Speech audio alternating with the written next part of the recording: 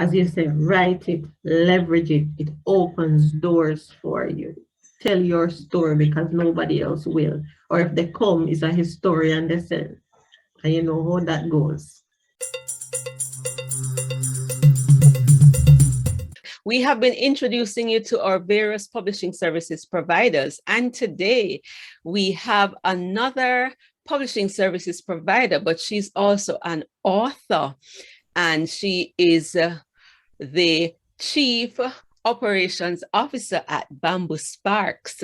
After decades in corporate Jamaica, Kethjoy Watson ventured into authorship and editing by happenstance.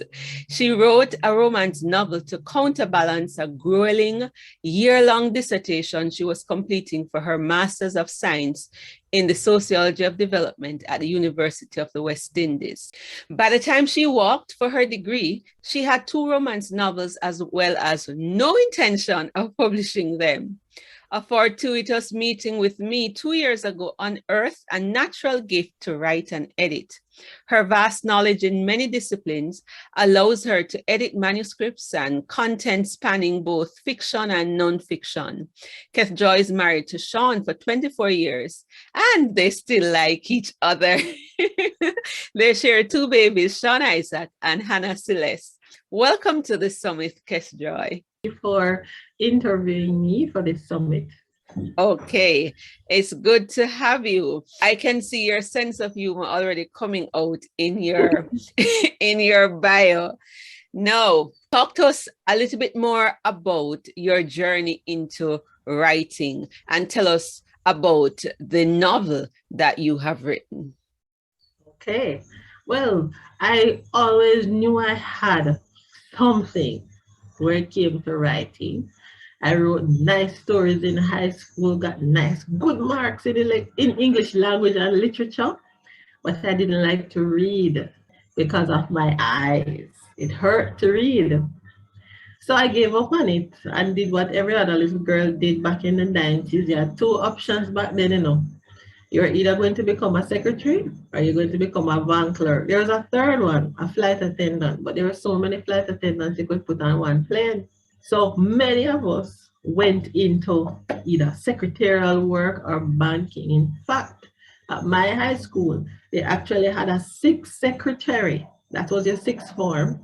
And then there was 6 business and 6 science. So you see, they were already streamlining us for the kind of economy that they were gonna have in the 90s. So after decades in corporate Jamaica, your writing would take a blow because you know what kind of writing goes on in that space. It's bank letters and statements. It doesn't lend itself to creative writing. But after 1 degree passed, going into a 2nd degree, a postgraduate degree, and being thrown into a year-long dissertation with field work, as my course was Sociology of Development. I had field work at that time, and the election was looming same time, and we were in our field, Kintyre, seeing, I don't know if it re-energized my creative side or what, but the workload was so heavy. And you know, when you're in the academic space, you have to speak a certain way, you have to write a certain way. And one day I was in a lecture and I just split the screen in 2 and I started to type. I said, I need a balance. I need to balance out myself. So I started writing a novel for fun, just to maintain my mental health. And at the end of the degree, 2nd degree, I'm walking and I'm saying to myself while I'm walking up to the podium, what am I do with them 2 books I just finished writing? But I kept them and I read them for myself and my own enjoyment. Even when I was wrapping up a corporate career, I happened to give it to one of my colleagues. I gave her 2 chapters because you can always think you can write, you know. The proof of whether you can do it is to get some fresh eyes to look at what you have done. And she said, you wrote this? Seriously? So what are you going to do about it? Nothing. I'm not doing anything about it. But then I met you. And I said it's purely by happenstance. Caribbean people will know a more elegant word that we use for happenstance. And it should be in the dictionary, all dictionary. It succumbs. I meet you now. Oh, I thought it was buck up. Buckles. But I met Cameka fortuitously because I went to Mona Chapel where I worship. And there was a speaker there, and he welcomed us because we were new to the neighborhood. And we told him that we don't really come from this branch, we come from another branch. A month later, I was back at my home branch, same speaker. And he goes, "You following me?" I said, "This is my home church." And I said, "Listen, I have a lime every Thursday at my college." At the time, he was principal of Caribbean Graduate School of Theology, Dr. Corbin, and he invited me to a lime on Thursday there. And you were there having a workshop with other lecturers and other academics. And I sat there looking, I'm a great observer. And I'm looking around the room. Never met you before. You're talking about publishing and how to write and how to retire right. And I'm saying retire right. And I start looking around the desk, just books, books on top of books. These are authors I'm sitting across the table from with their own books that you help to publish, some of them. And I'm like, and I'm going to ask her if she would help me to publish mine. And I did. And you want to tell them what you told me initially? That I don't do fiction. I don't do fiction. Sorry, I don't do fiction. And I said, okay. But 2 weeks later, I think you called back to say, listen, I'm going to be obedient to the spirit and I will publish that book. I'm our only romance fiction author, but I published in my own imprint at the time because I had set up my own company called Whithorn Publishing. And I published through her. She brought me through the process of how to edit my book. But when she got to the book, she said, "Who edited this for you?"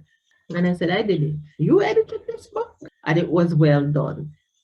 So this is how I, happenstance, I would say, ended up meeting Cameka and getting into publishing and publishing my first book. And that's the book right there behind me. It's called Safe with Me. And I published under the name Kethjoy Watson. So that's the book there we have on screen. She has it in the back. It's supposed to be a series, the In My Blood series. It's paranormal. So this was completely out of my league. So of course I had to get a professional who understood fiction and this genre, because you don't edit every fiction book the same way. Had to get a professional and someone who loved this genre to actually read it and give us a review. In the same way she said that, you know, writing helped with her quote unquote boredom. Many readers of fiction, they read as a way of escape. And so it was well received, and she is still to write more books. So you are a fiction author. So how come now you are editing nonfiction? Talk to us about how did that come about? Well, we did one little collaboration initially, and I had just have an innate gift, I suspect, of doing this sort of thing. And for decades, I've been reading very widely, and I could say I have mastery over a number of topics. So for me to edit something in fiction, in academia, a memoir, I flow from one genre to the next, from one discipline to the next, because I'm widely read in many disciplines. And I have a whole heap of books referencing these things as well. And I'm a, what do I call it? Voracious news person. I watch all the major news right across the world. and I love documentaries, and I follow certain persons who are thought leaders. Yes, I have the ability to look at all three sides. I can argue all three angles in any case. So it's your story, the other guy's story, and what everybody else thinks or looks from the outside inwards to see what is happening. I can argue all three sides. So I have the ability to edit in every genre, in every space. Okay, awesome. So we're seeing being widely read helps, and some persons actually go through courses and learn the editorial process. Earlier today, we had Tamara Francis. She's a teacher of English, and she broke down the editing process, and that, you know, when we use the term, we just use the term loosely. But could you go a little bit more in depth when you are editing a manuscript, and we primarily do nonfiction here? What are you looking for? It's something as simple as your punctuation. Simple, let's start simple. And there's a little editor's mantra about punctuation, that punctuation saves lives. Take these three words. Let's see, grammar. Where does the punctuation go? Let's eat, comma, grammar. Not let's eat grammar. As simple as that. So it is important that if you're going to be writing any publication, that you mind your grammar and you mind your punctuation. Grammar is not our strongest suit in the Caribbean, and we write the way we think in the Caribbean. So the grammar apps that are out there, like Grammarly and whatnot, would have a field day trying to edit automatically a Caribbean piece of work. It's not gonna work. So Caribbean either would have to edit Caribbean material. So AI and those apps are yet to catch up with us. But proofreading your thing, something as simple as proofreading. You might have done a great job in your grammar and your punctuation, but you're standing too close because it's your book and you can't see the mistakes. So you have someone like me or other editors proofread it, which simply means they're checking against typesetting or specification, or they are correcting errors and inconsistencies in your story that escaped you, or they're reading for your typographical errors. And you might have read this one page 15 times and you don't realize that you have spelled there the wrong way. So easy to slip up. The next kind is copy editing, which is what I do mostly. And I correct your spelling, I correct your grammar, your syntax, your punctuation, your word usage, while trying to preserve the meaning and the essence of your story, because I want your voice to come out. I don't want it to be sterile. So that if person, say for example, you were to write your memoirs, your closest friends know your flow and how you speak. And when they take your book up, they should say, yes, this is Cameka Ruth's book. The same so should stay. So I do that bearing in mind that I'm not removing you from your story. The next one is I'm checking for the style of your documentation and the formatting. There are some persons who like to use filler words and so forth, that kind of a thing, which is really robbing you from more space to tell your story. So I have a little pet peeve. There's one little phrase, if you want to see my ears go all over the place, don't say, due to the fact that. And it gives you no value. If you cut it out of a sentence, it reads beautifully without it, due to the fact that. I prepare your manuscript for the next stage of publication. So when I'm finished with it, it's about typesetting and formatting your book to move on to printing. I'd ask permissions about copyrighted material, because maybe you quoted something in your work. You have to give recognition to the person you quoted. If you do not know who did it, it's best you leave it out or you say unknown just to cover you, because these are times that are quite litigious.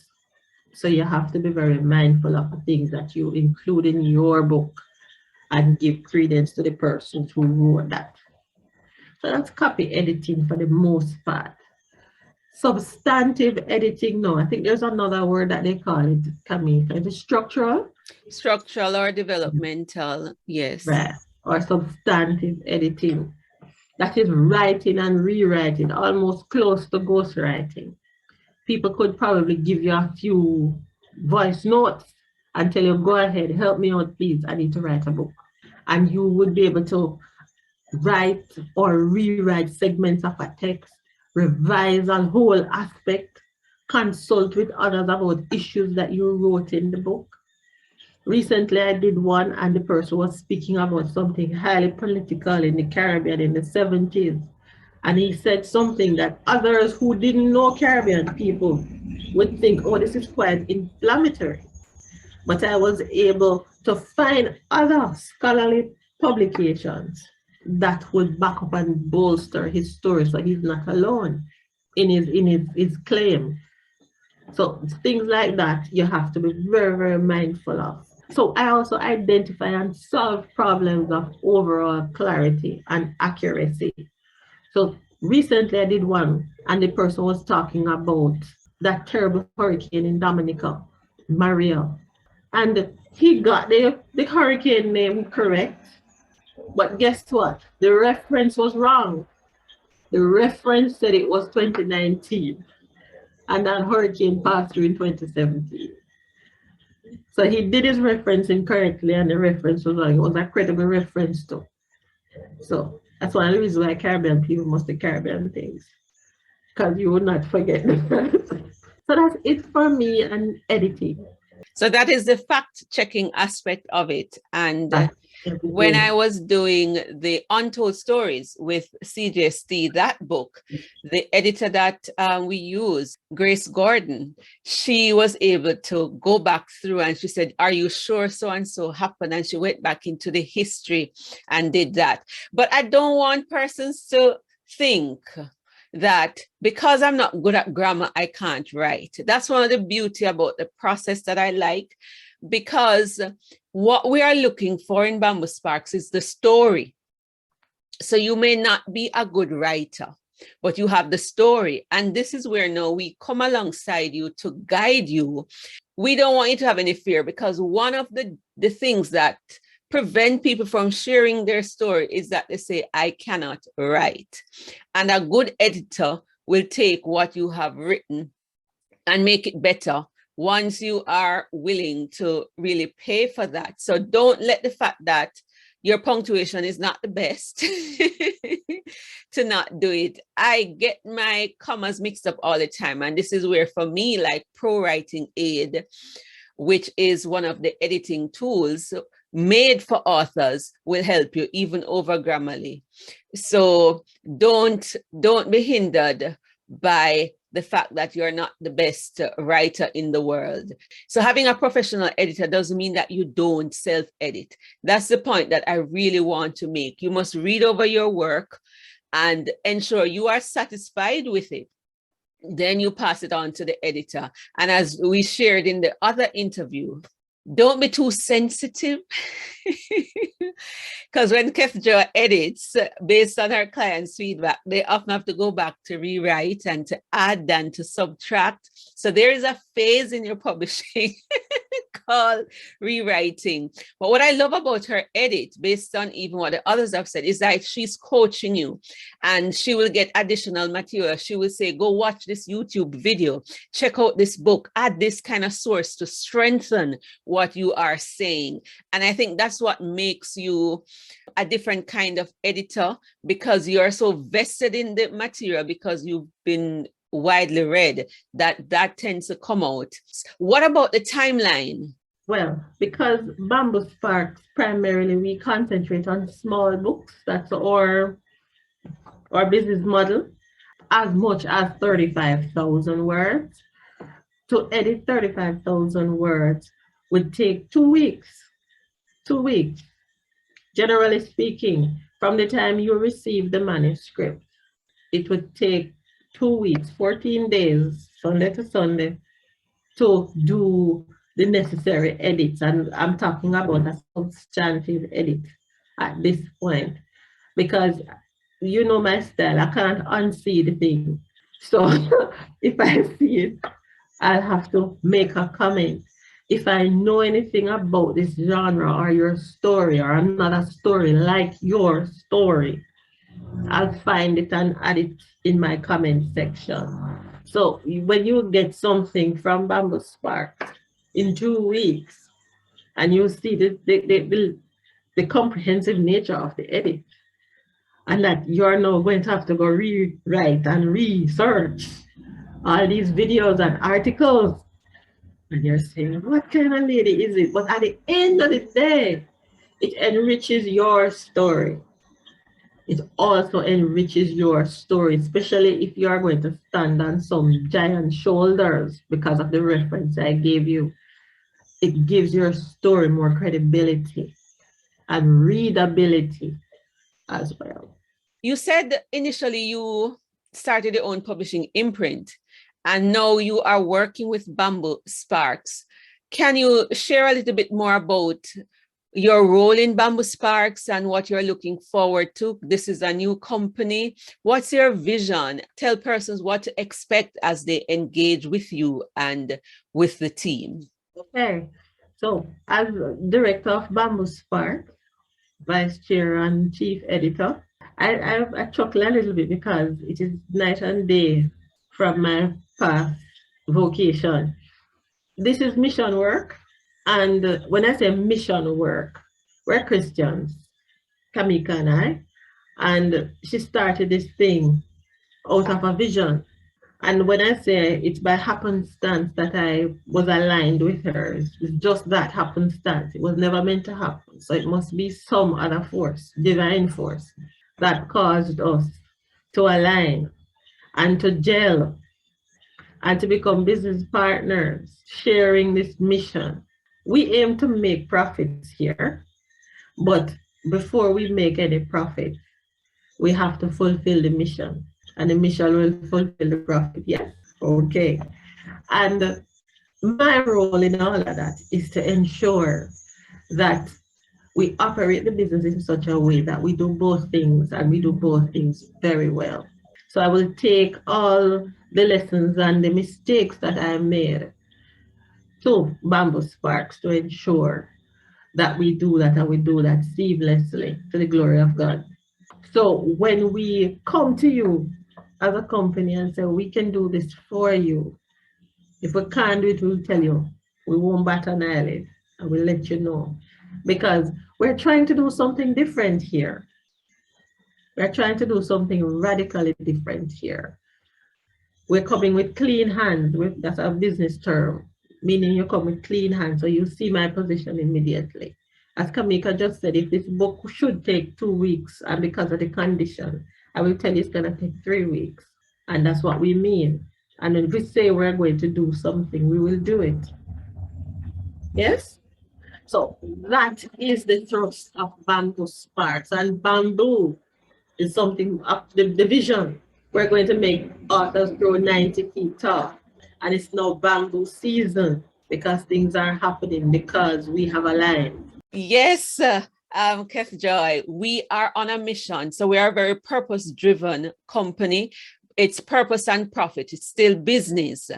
And when we talk about we are mission-centered, we believe that your book is a vehicle to your mission. So when you're coming to us, it's not just about getting a book done. We want to find out what is your vision, what's your mission for your business, for your different areas in your life, and how will this book enhance it? Because we want you to leverage that book so that your impact can be multiplied, so that your income can be increased, your influence can be increased, and we want you to leave a legacy. So you will find that though we are Christian-led, we have non-Christians that we work with. We will publish business books and other books, and what we're interested in is ensuring that you get something that will help you to meet your personal, spiritual, or professional goals, and it is well done. Some people call it the book as a business model, and we focus on building book-based initiatives. So you are not just going to get a nice professionally published book. We want to also help you with bank over rank. So even if you don't sell a lot of books on Amazon, part of our approach is the direct selling and asking you to leverage that book. So that's what you're going to get when you come to Bamboo Sparks. We believe, why the name Bamboo and Sparks? We want to help you to grow 90 feet tall with books. But we believe that books are the spark. Your book is the spark that gets the fire going in your life. It will start something or scale something.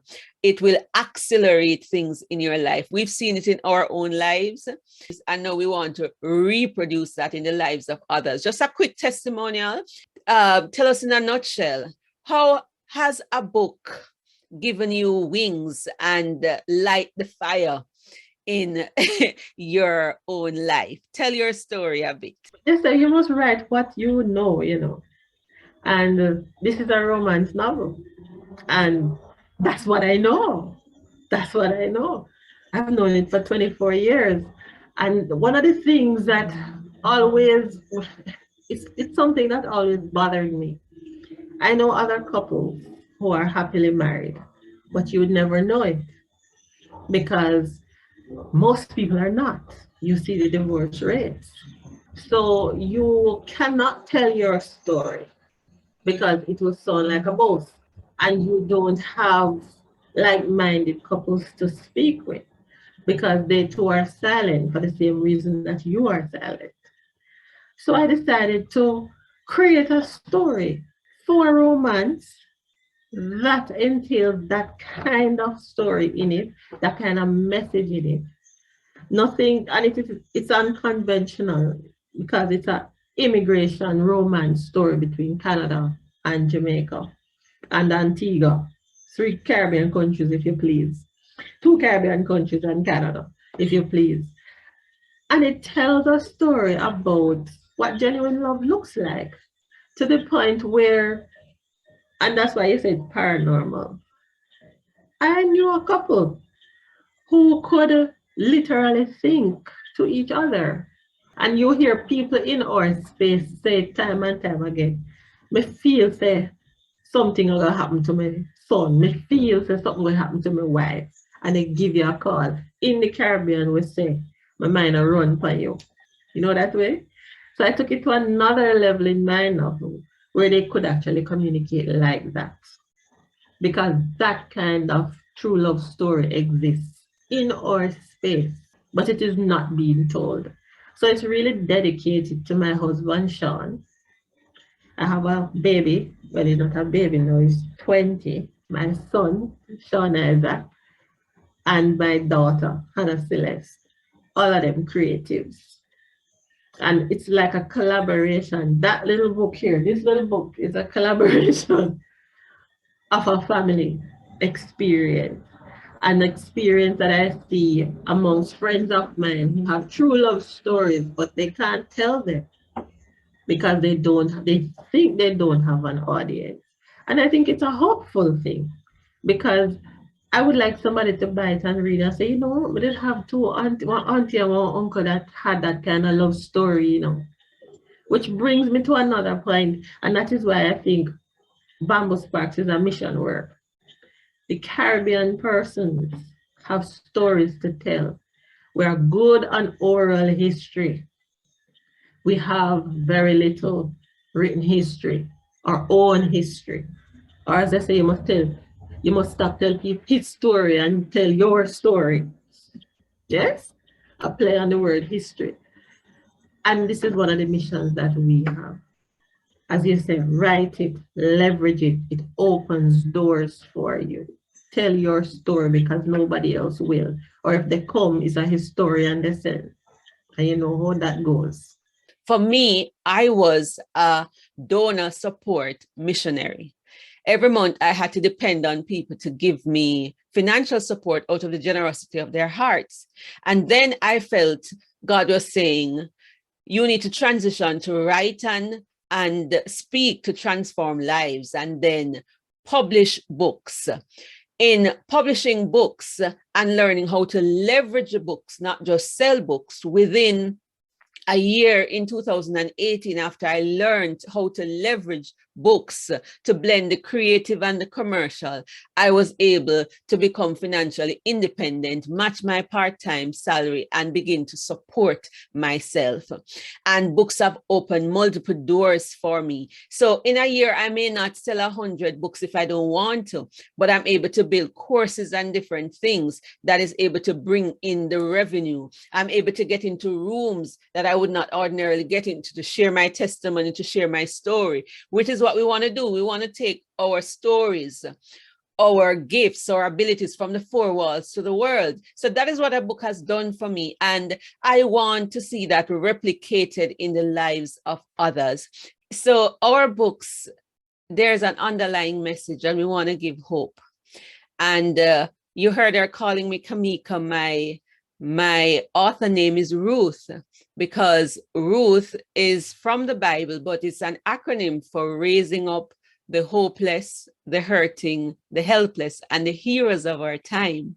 And so the stories that are going to come out of Bamboo Sparks through the authors that we are working with are stories that is going to give hope to the hopeless, that's going to bring healing to the hurting, and it's going to show others that there are heroes in our neck of the woods. You don't always have to look to North America or Europe. You can have quality publishing done within the Caribbean, and your heroes can be from the Caribbean. We want the Caribbean to be the home of independent publishing. We want the Caribbean to dominate entrepreneurship. And we are lighting the fire across the Caribbean, saying, get those stories written, because stories change lives. So